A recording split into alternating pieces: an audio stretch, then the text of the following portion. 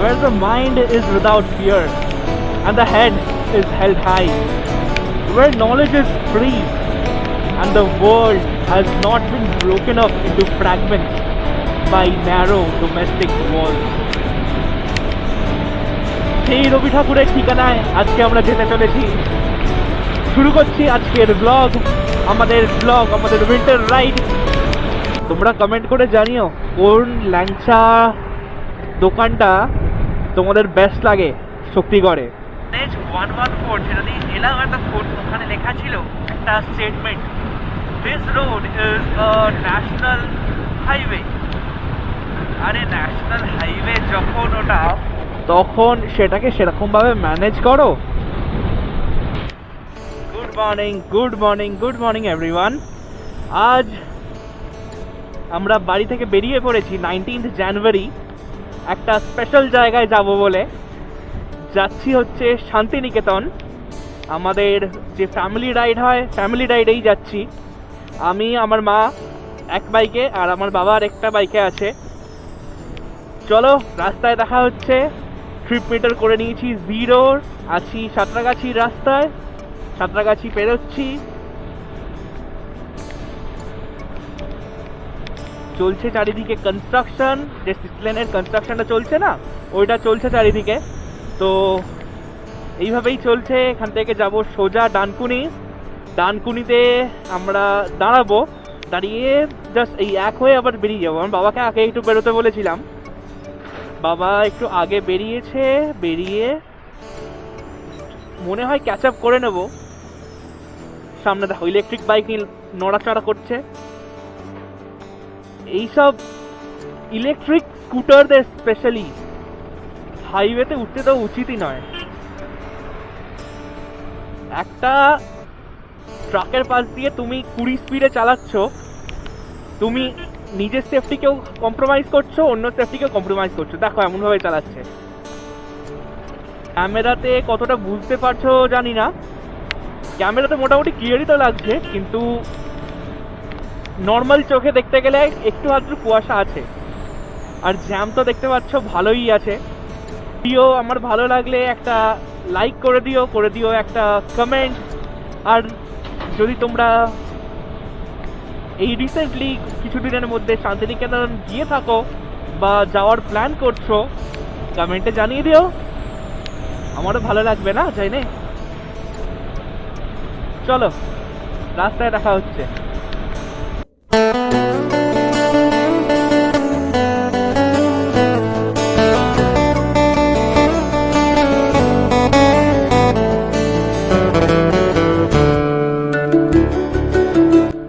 Highway ধরে ফেলেছি, যাব ডানকুনি। কাল রাতে বেরিয়েই আমি আমার বাইকটাকে ফুল ট্যাঙ্ক করে নিয়েছিলাম আর দিয়ে নিয়েছিলাম হাওয়া, মানে টায়ার প্রেশার ঠিক করে নিয়েছিলাম। কারণ অনেক দিন বাদে হাইওয়ে রাইড করব, এত লং ডিস্টেন্স বলতে এই 1 ডে জার্নি। আর এই দিকের রাস্তাটা এত সুন্দর, মানে যেটা ডানকুনির যে রাস্তাটা, আমি এনএইচের নামটা ভুলে গেলাম। এনএইচটা এত সুন্দর করে দিয়েছে, চালাতে এখন সেরা লাগে, সেরা। তো উঠে পড়েছি NH 16-এ। দেখতে পাচ্ছ সামনে হালকা কুয়াশা আছে, কিন্তু খুব ভালো লাগছে। সামনে সিনারিটা দারুণ লাগছে। রাস্তাটাও মোটামুটি খালি বলতে পারো। এই যে QR কোডগুলো, এগুলো কিন্তু আমাদের গভর্নমেন্ট থেকে নতুন করেছে, যেটা তোমরা সবাই জানো যে ওই টুইট হয়েছিল, তারপরে নিতিন গডকরি স্যার করেছে। চলে এসেছি ডানকুনি টোল। 1 কিলোমিটার পরেই হচ্ছে আমাদের ডানকুনি টোল। এখানে গাড়ি নিয়ে এলে 110 টাকা লাগে টোল, 1 ওয়ে। আর যদি রিটার্ন জার্নি করো তাহলে 160 রুপিস। দেখো একে কি আমি দেবো, কি বলবো।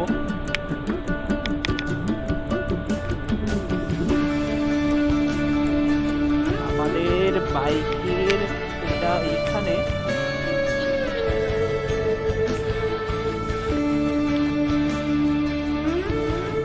একটু দাঁড়িয়ে যাই। আমার বাবা সামনে এগিয়ে গেছে, আমরাও যাচ্ছি আবার। এরপরে গিয়ে ভেবে রেখেছি আমরা দাঁড়াবো হচ্ছে শক্তিগড়ে। শক্তিগড়ে ল্যাংচা খাবো। এই যে আমার বাবা যাচ্ছে বাইকে করে।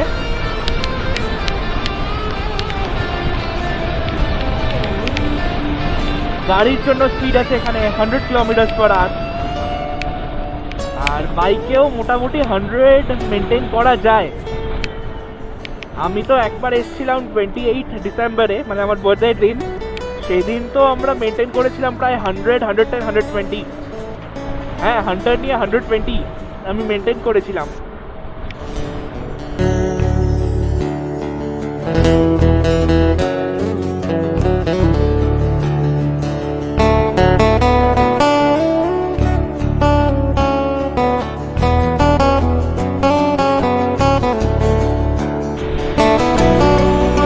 আমি আগে কখনো শান্তিনিকেতন যাইনি।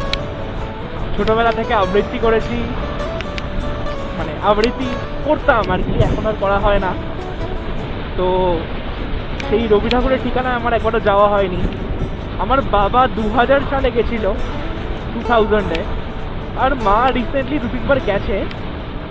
তাই জন্য আমরা ডিসাইড করলাম যে আমরা একসাথে 3 জনে শান্তিনিকেতন যাব। তো এখন একটা পেট্রোল পাম্পে দাঁড়িয়েছি। আমার তো ফুল ট্যাঙ্ক করা ছিল, ওখানে বাবা ফুল ট্যাঙ্ক করছে। এটা নায়ারার পেট্রোল পাম্প। নায়ারার পেট্রোল পাম্পে দাঁড়ালাম। আর এতক্ষণ আমি NH16 বলছিলাম, এটা কিন্তু অ্যাকচুয়ালি NH19। তো এই দুটো আমাদের বাইক এক ফ্রেমে। এটা আমার বাবার হন্ডা ড্রিম নিও BS3 মডেল, আর এটা তো আমাদের হান্টার চেনই। তো এই পেট্রোল পাম্পে আমরা দাঁড়িয়েছিলাম, নায়রা যেটা দেখলে, ওখান থেকে আমরা বেরোচ্ছি। বাবা রিফিউল করিয়ে নিয়েছে, আর আমি আমার বডির ট্যাঙ্ক খালি করে নিয়েছি।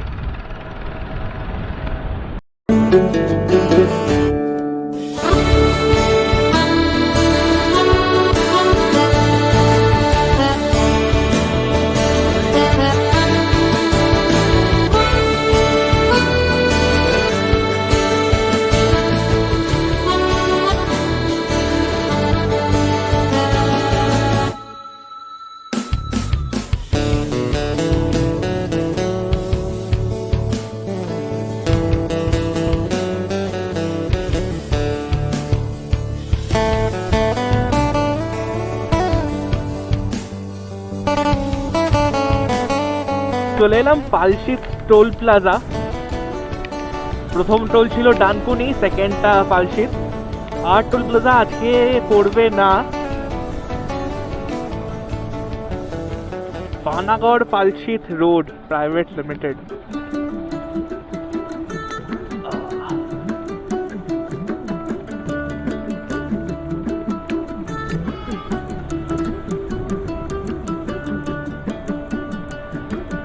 প্ল্যান আছে শক্তিগড় দাঁড়াবো। শক্তিগড়ে ল্যাংচা দিয়ে আমাদের ব্রেকফাস্ট হবে। এখন বাজে হচ্ছে সকাল 8:35, আর বাড়ি থেকে 79 কিলোমিটার কভার করেছি। তো এখন শক্তিগড় পেরিয়ে একটা জায়গায় দাঁড়িয়ে আছি। ভেবেছিলাম শক্তিগড়ে দাঁড়িয়ে ল্যাংচা খাবো, ওই প্ল্যানে 10 লিটার জল পড়ে গেছে। তো এইখানে দাঁড়িয়ে চা খাবো, চা খেয়ে আবার এগোবো। একটা চায়ের দোকান থেকে চা খেয়ে বেরোলাম আবার। এখনো বর্ধমান দেরি আছে। আমাদের ডেস্টিনেশন এখন 67 কিলোমিটার এখান থেকে। আমরা ওই বর্ধমান রুট দিয়ে যাব।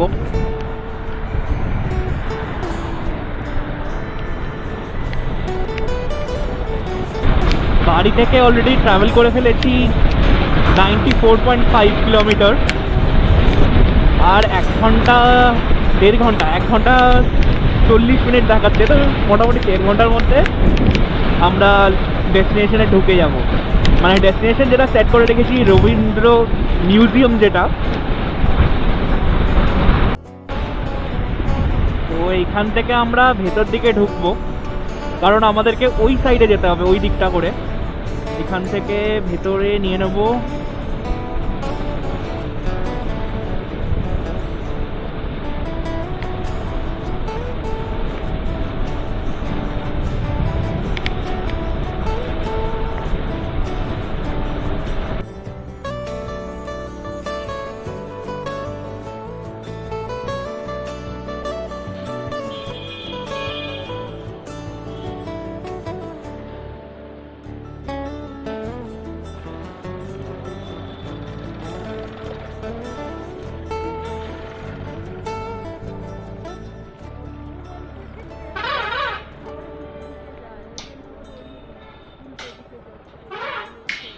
আমরা এদিকে এলাম, এসে আবার ডান দিকে যেতে হবে।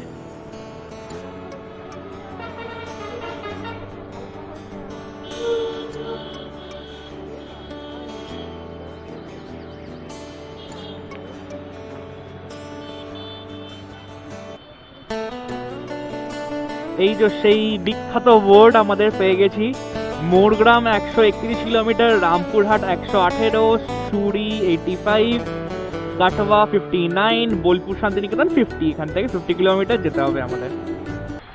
বাড়ি থেকে চলে এসেছি 104 কিলোমিটার, আর আমার বাবা সামনে সোজা রাস্তা দিয়ে বেরিয়ে গেছে, পানাগড়ের রাস্তা দিয়ে। তো এইখানে আমরা এই রাস্তা দিয়ে করবো।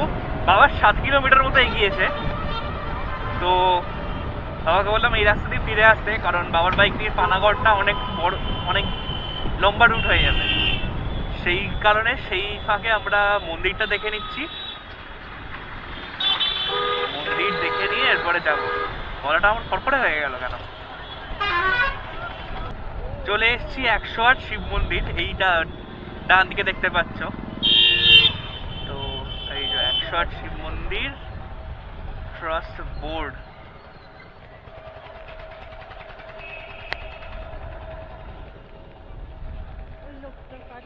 তো এখন ঢুকলাম 108 শিব মন্দির বর্ধমানের। তো এরকম কিছু ভিউ, এই যে এরকম শিব মন্দিরগুলো। দাঁড়াও তোমাদের রিয়ার ক্যামেরা দিয়ে দেখাই। এই যে এরকম শিব মন্দিরগুলো, এখানে সব শিব ঠাকুরের নাম লেখা আছে, আর এরকমভাবে 108খানা মন্দির। খুব শান্ত জায়গা, খুব সুন্দর। তো ওখানে 10 টাকা দিয়ে আমরা বাইক রাখলাম, বাইক পার্ক করলাম। 2 টাকা দিয়ে জুতো পার্ক করলাম, এই না 2 টাকা দিয়ে নিজেদেরকে পার্ক করলাম, আর 1 টাকা দিয়ে জুতো পার্ক করলাম। মোটামুটি এটা খরচ ওখানে। সামনে চলে এসেছে রেলগেট, আর এখান দিয়ে একটা ব্রিজের কনস্ট্রাকশন চলছে। যবে এই ব্রিজটা তৈরি হয়ে যাবে তখন তো ইজি হবে, কিন্তু এখন আমাদেরকে রেলগেটে দাঁড়াতে হবে। রেলগেট খোলা আছে, ওয়াও। নয়তো আধা 1 ঘন্টা দাঁড়াতে গেলে মাথা খারাপ আরো হয়ে যেত। এমনি আমার মাথাটা একটু খারাপ হয়েই আছে।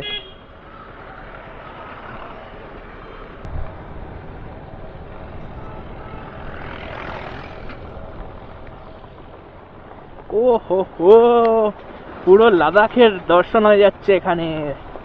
ধুলোতে পুরো স্নান করিয়ে দেবে।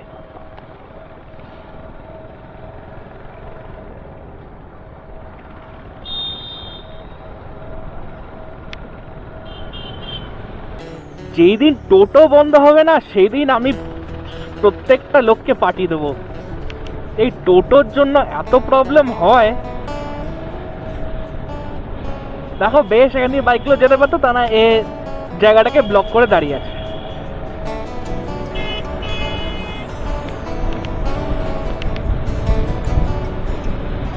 আমাদের ডেস্টিনেশন এখনো 1 ঘন্টা 21 মিনিট, 49 কিলোমিটার বাকি। বাড়ি থেকে চালিয়ে ফেলেছি আমরা 110 কিলোমিটার। বেলা হয়ে গেল, 10টা 28 বাজে। Awesome roads man, awesome roads, awesome weather. না ঠান্ডা লাগছে না গরম লাগছে, কারণ এটা জানুয়ারি মাস। রোদ ভালো করে উঠে গেছে। Crazy crazy. এই দেখো এদিকে সব চাষের জমি, সুন্দর সুন্দর।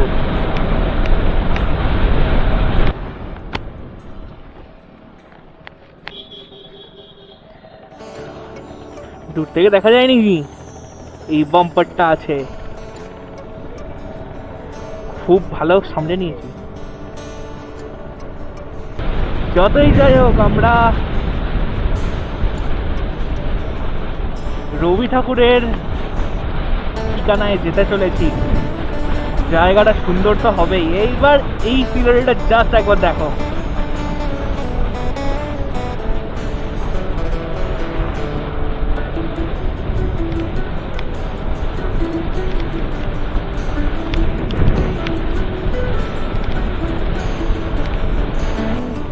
শুরু হয়ে গেছে ব্যারিকেড, ওয়েস্ট বেঙ্গলের ফেমাস ব্যারিকেড।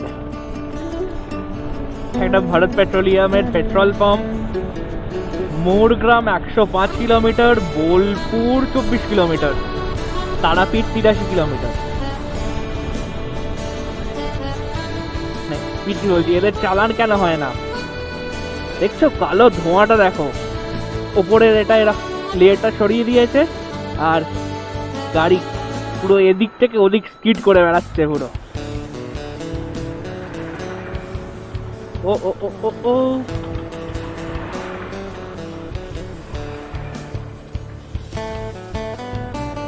মাঝখানে একজন পুলিশ দাঁড়িয়ে এদিকে ট্রাফিক আটকাচ্ছে, ওদিকের গাড়ি ছাড়ছে, আবার ওদিকের গাড়ি আটকাচ্ছে, এদিকের গাড়ি ছাড়ছে। NH2B তে আছি। এটাই হচ্ছে ঘুষকরা। ঘুষকরা ঢুকে গেলাম, তার মানে আর বেশি বাকি নেই, ওই 20 কিলোমিটার। বোলপুর 12, এখান থেকে মনে হয় ওই ওভারব্রিজটা চালু হচ্ছে। শুনেছিলাম একটা ওভারব্রিজ হয়েছে ওই এর ওপর দিয়ে, একটা রেলওয়ে টানেল ছিল, রেলওয়ে টানেলের ওপর দিয়ে একটা ব্রিজ হয়েছে।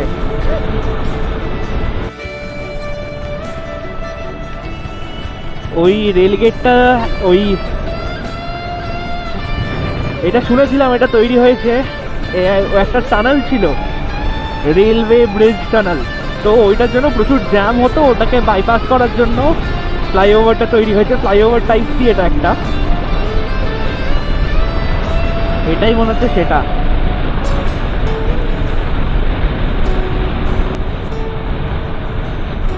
বোলপুর 10 কিলোমিটার, মানে 2 কিলোমিটারের ছিল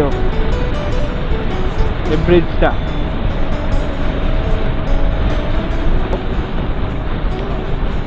আরে কাকু, অন্য কেউ মারবে, নিজেও মরবে। অজয় নদে সেরকম একটা জল নেই, কিন্তু দেখতে সুন্দর লাগছে বেশ। বর্ষাকালে প্রচুর জল থাকে। ট্রাক দাদা, ট্রাক দাদা, ট্রাক দাদা, যাও যাও যাও যাও, অনেক তাড়া, অনেক তাড়া, অনেক তাড়া তোমার।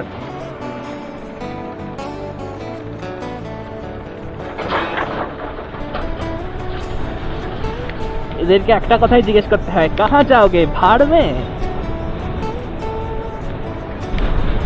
বোলপুর আর 7 কিলোমিটার, প্রায় চলে এসেছি।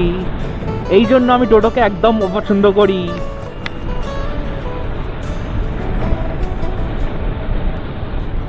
এই জায়গাটা আই এম শিওর আমার বাবার খুব পছন্দ হবে। বাবার এরকম গ্রামের রাস্তা খুব পছন্দ, যেখানে ওই গরু মোষ বসে থাকে, আর এরকম খড়ের বাড়ি তৈরি করা আছে। তো এইসব জায়গাগুলো বাবার খুব পছন্দ।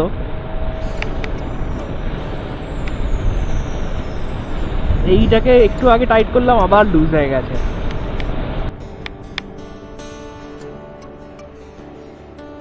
সাইজ বানিয়ে চলে গেছো একদম। বাড়ির যত ডাস্টবিনের নোংরা ছিল সব পেতে দিয়েছে এক জায়গায়, দিয়ে একটা বাম্পার তৈরি করে দিয়েছে। বোলপুর আর 4 কিলোমিটার, চলে এসছি।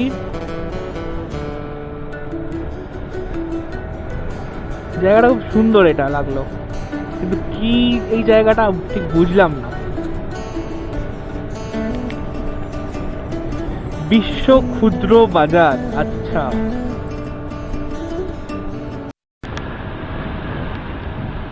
এটা হচ্ছে বিশ্ব বাংলা বিদ্যালয়, বিশ্ববিদ্যালয়।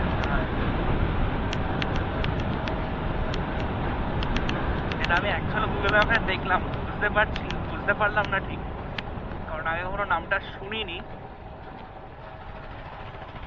ও জায়গাটা দেখো just,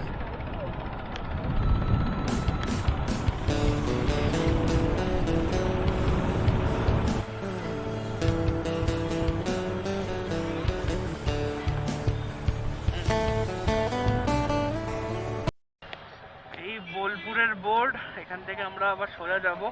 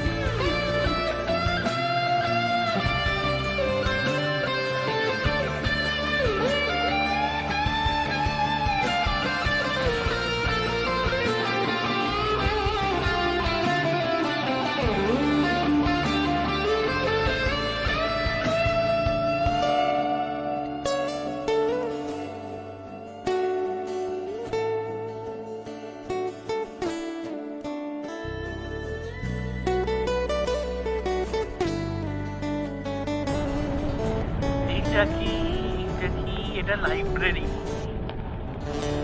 Bolpur library department, Visva Bharati parking. আরে বাবা না এলে পার্কিং করা যাবে না।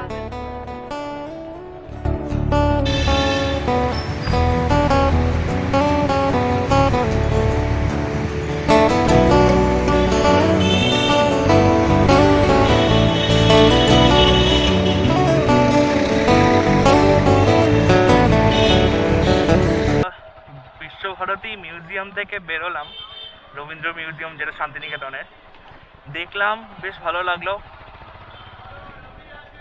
এখানে তোমাদের বলে দিই এন্ট্রি টিকিট কিন্তু 100 টাকা, আর ভালোই পাবলিক আছে। মানডে যে ভিড় থাকবে না ভেবেছিলাম তা নয়, আছে টুরিস্ট ভালোই পরিমাণে আছে।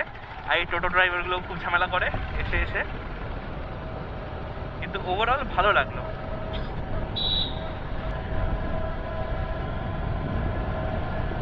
এখানে এসে কিন্তু শীতকালে 1-2 দিন থাকতে ভালোই লাগবে। আজকেই যদি আমরা ফেরত চলে যাবো, থাকতে কিন্তু বেশ ভালো লাগবে একটা রিসর্ট নিয়ে। দেখো এখানে দেখার সেরকম কিছু নেই, কিন্তু এই যে অ্যাটমসফিয়ার, এই যে সারাউন্ডিংস, এটাকেই এনজয় করার।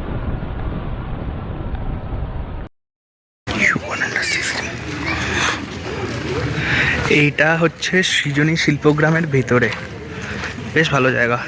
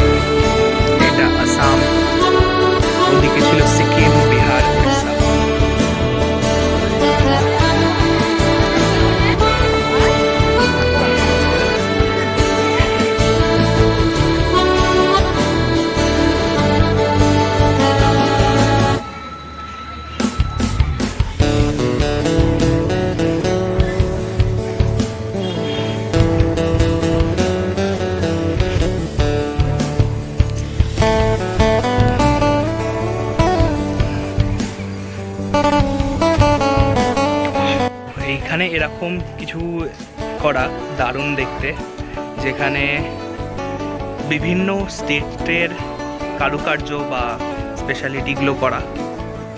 এটা যেমন আমরা উড়িষ্যায় আছি। সৃজনী শিল্পগ্রাম থেকে বেরিয়ে পড়লাম, দেখলে কিছু শর্ট ভিডিওস অ্যাটাচ করেছি। তো এখন চলে যাচ্ছি হাটের দিকে। সোমবার হাটে সেরকম কিছু স্পেশালিটি থাকবে বলে মনে হয় না, কিন্তু তাও এগোচ্ছি সোনাঝুরি যে হাট, সেই হাটের দিকে।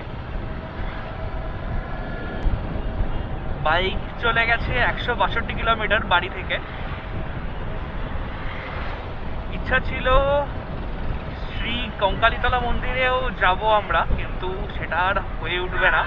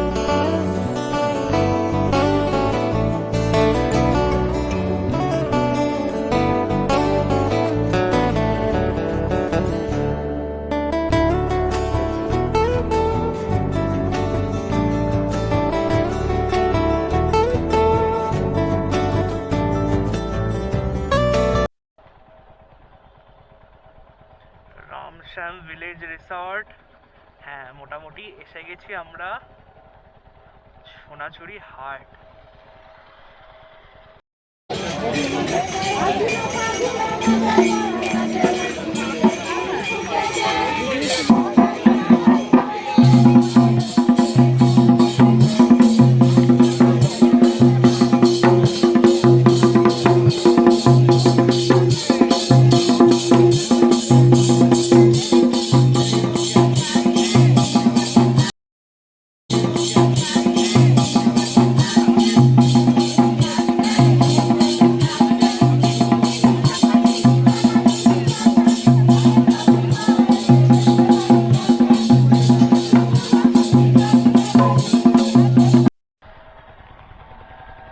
আমরা দেখে ফেললাম আমাদের থার্ড যে স্পটটা ছিল, মানে খোয়াই মেলা।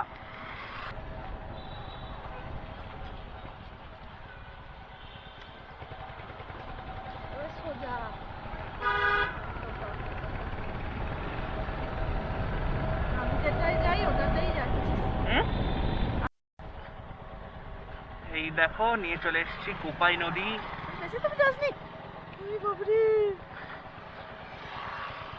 এইদিকে কোপাই নদী, এটা জল একেবারেই কম।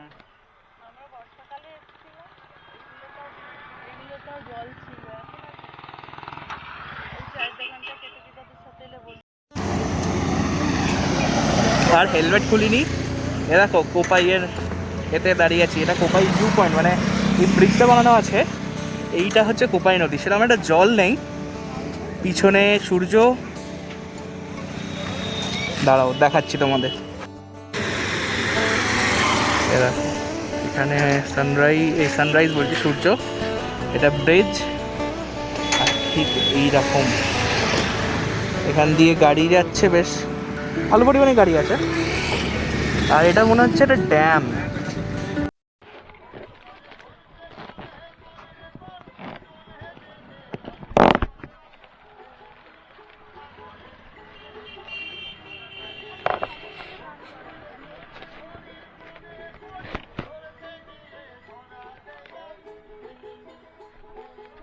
কোপাই নদীর তীরে এরকম বাউল গান চলছে, ওখান থেকে আমরা চা খেয়ে বেরোচ্ছি। তো চলো রওনা দিয়ে দিয়েছি কোপাই নদীর তীর থেকে। যেমন বললাম যাচ্ছি পেট্রোল পাম্পে, এটা ভারত পেট্রোলিয়ামের পেট্রোল পাম্প পেয়েছি। বাবাকে রিফুয়েল তো করাতে হবে না, আমাদের তিনজনকেই ওয়াশরুম যেতে হবে।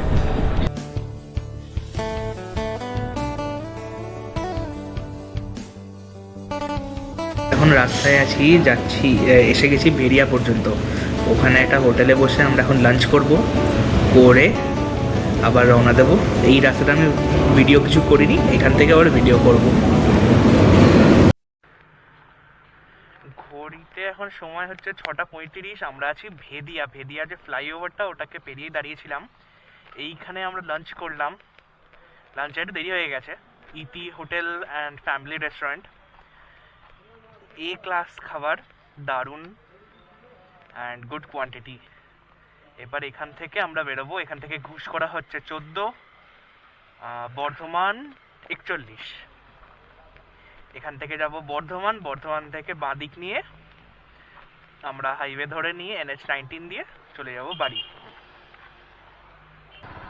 হোটেল থেকে মানে রেস্টুরেন্ট থেকে ইতি ফ্যামিলি অ্যান্ড রেস্টুরেন্ট, ইতি ফ্যামিলি রেস্টুরেন্ট, দারুণ রেস্টুরেন্টটা, এ ক্লাস বলা যেতে পারে। এখন এই সিঙ্গেল লেন হাইওয়ে আর এরকম বাম্পারের মধ্যে দিয়ে আমাদেরকে যেতে হবে বর্ধমান।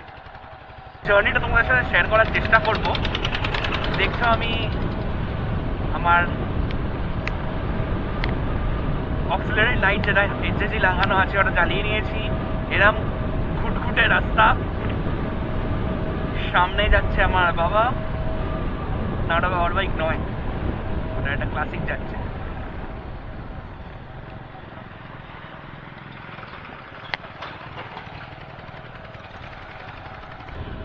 বর্ধমান আজ 26 কিলোমিটার বাকি, আর আমাদের বাকি বাড়ি থেকে বাকি হচ্ছে 130 কিলোমিটার।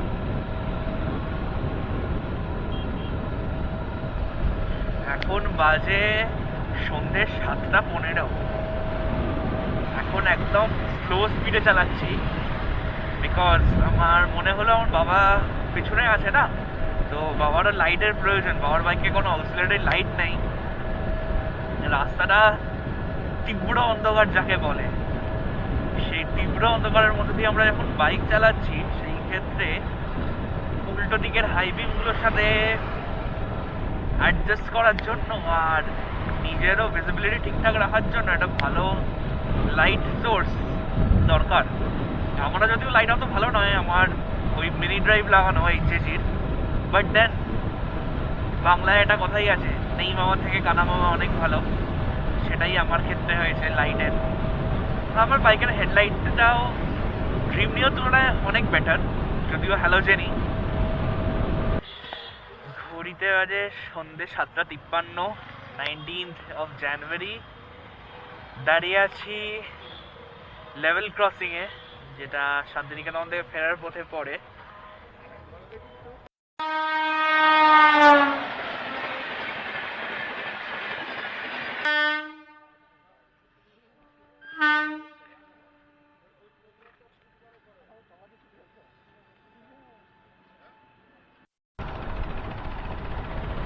এখন বাজে রাত 8:10। রেলগেট খুললো আর আমরা সবাই মুক্ত হলাম। সেইভাবে আমরা চালাচ্ছি সবাই। না, আমি ওই 40-এ ধরে রেখেছি। বাবা যেহেতু আমায় ফলো করছে, সেই কারণে আমি এক্স্যাক্ট থার্ড গিয়ার 40 এটাই আমি ধরে রেখেছি স্পিডোমিটারে। এর বেশিও না, এর কমও না। আমরা মোটামুটি ঢুকছি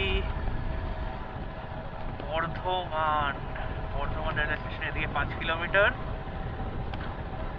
এখান থেকে সোজা দিয়ে ডান দিক ঘুরে হাই রোড ধরতে হবে।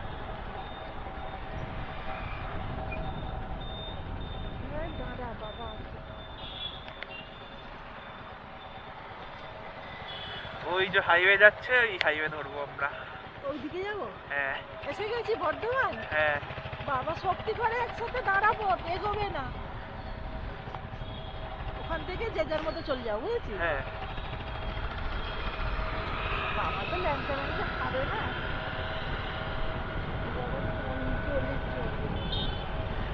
উঠছি highway. Finally finally finally Bardhaman থেকে উঠছি NH-19-এ।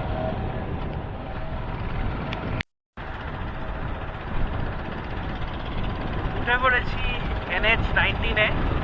হাইওয়ে NH-114, যেটা দিয়ে এলাম এতক্ষণ, ওখানে লেখা ছিল একটা statement, this road is a national highway. আরে ন্যাশনাল হাইওয়ে যখন ওটা, তখন সেটাকে সেরকমভাবে ম্যানেজ করো। এদিক ওদিক পুলিশের পোস্টিং, লেখা আছে this road is a national highway, তাহলে রাস্তার উপর টোটো কেন? রাস্তা যখন সারানো হচ্ছে এরকম রাস্তার মাঝখানে মাঝখানে ওরকম স্ক্রেপ আউট করা কেন? ঠিকঠাক করে ম্যানেজ করো এনএচ যখন বলতে চাইছো ওটাকে। ওই রাস্তা পেরোনোর পরে মনের যে স্যাটিসফ্যাকশনটা না, ওটা কি বলবো, মানে আনন্দে মন মেতে উঠেছে, এমন লাগছে পুরো। এরপরের স্টপ আমাদের হবে শক্তিগড়ে দাঁড়াবো। শক্তিগড়ে দাঁড়িয়ে ল্যাংচা খাবো।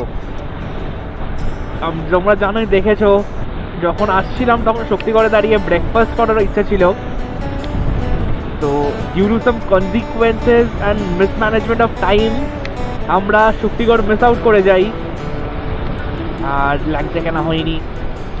সেই কারণে বাড়ি ফেরার সময় কিনবো।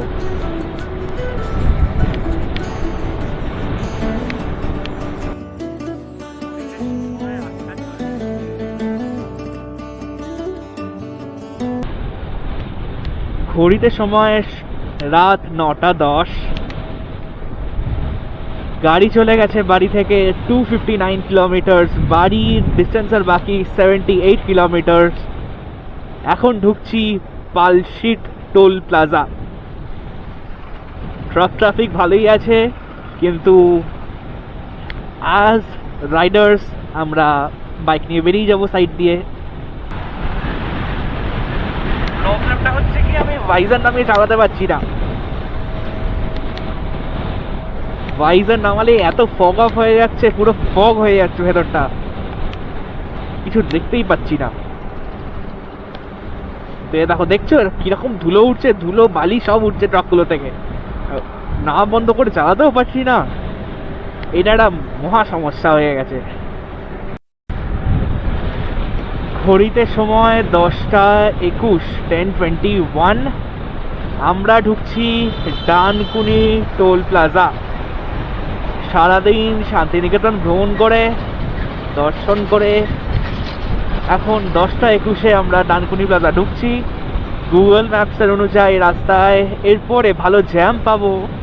রাত 11টা নাগাদ বাড়ি ঢুকবো আমরা। দেখা যাক কতটা কি ম্যানেজ করতে পারি। মোটামুটি এখনকার আপডেট হচ্ছে we have reached Dankuni toll plaza. ঘড়িতে সময় 10:46 PM, রাতে 10:46। ঢুকছি Santragachi. 19th of January, one day Santiniketan tour করে, ফ্রম কলকাতা টু শান্তিনিকেতন। ঢুকে পড়লাম আমার বাড়ির দিকে। এখন বাজে 11টা, রাত 11টা। এই বাড়ি ঢুকলাম আমরা। তো আমি আর আমার মা বাড়ি ঢুকেছি। বাবা আসছে, বাবার আধ ঘন্টারও টাইম লাগবে। তো একটা দারুণ এক্সপিরিয়েন্স হলো একদিনের শান্তিনিকেতন রাইড। আর আমি জানি না, বাট আমি ক্লেম করছি না, বাট আমার মনে হয় এই যে আমরা ভিডিওটা বানালাম, one day Shantiniketan ride tour, 3-4টে জায়গা শান্তিনিকেতনে ভিজিট করলাম, করে আমরা ব্যাক করলাম। এই ভিডিওর এরকম ভিডিও কিন্তু ইউটিউবে আমি আগে দেখিনি। তো আমার মনে হয় আমি ফার্স্ট যে এই ভিডিও বানালাম। তোমরা কমেন্ট করে বলো তোমরা যদি জেনে থাকো বা তোমরা যদি করে থাকো ভিডিও বা এই জার্নিটা করে থাকো। দেখা হচ্ছে আবার নতুন কোনো ব্লগে, নতুন কোনো ডেস্টিনেশনে। Good night.